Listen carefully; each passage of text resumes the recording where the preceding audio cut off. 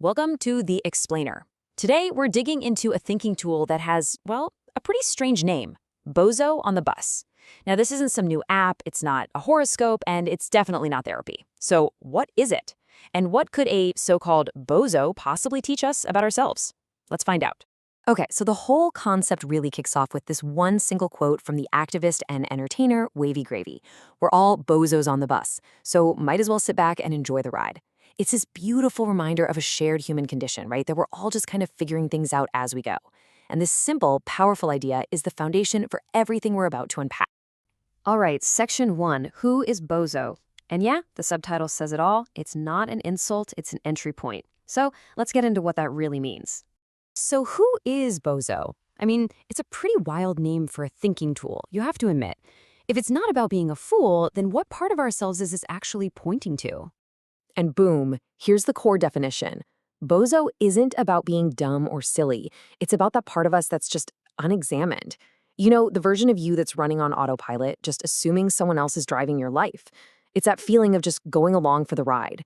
The whole point is just to notice, oh yeah, that part of me exists. Okay, on to our second point. This is a big one. The tool is a mirror, not a map.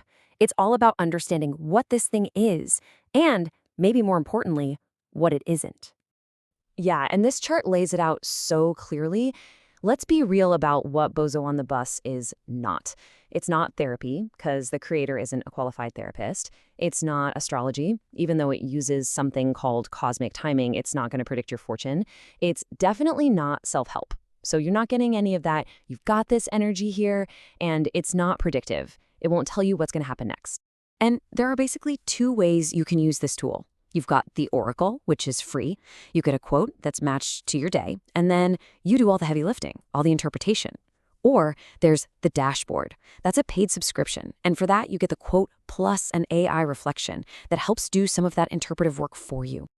Okay, section 3, Cosmic Radio from 1988. This subtitle says it all, how an old notebook became a modern oracle. This is where the backstory gets super interesting.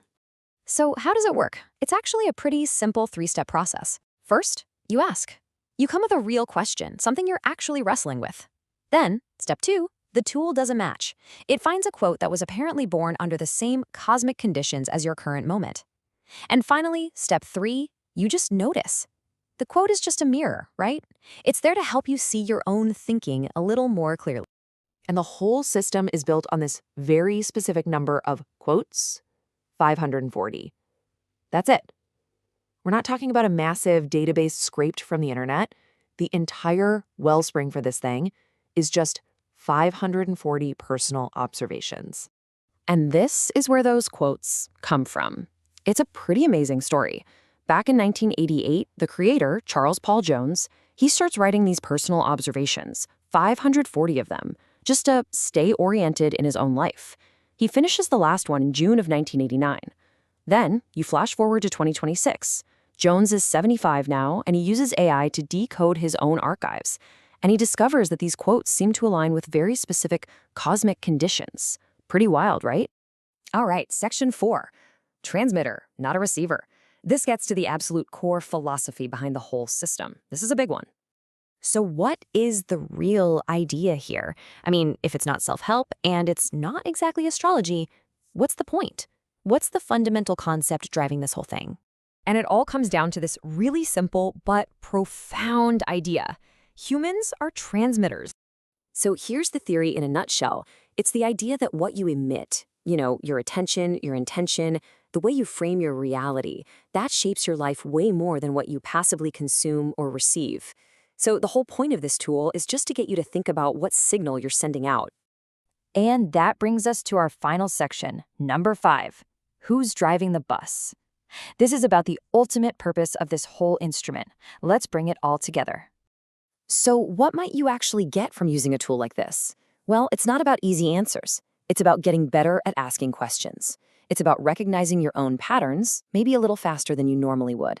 And maybe most importantly, it's about creating a pause, that little gap before you make a familiar mistake. It just gives you a chance to see your whole situation more clearly.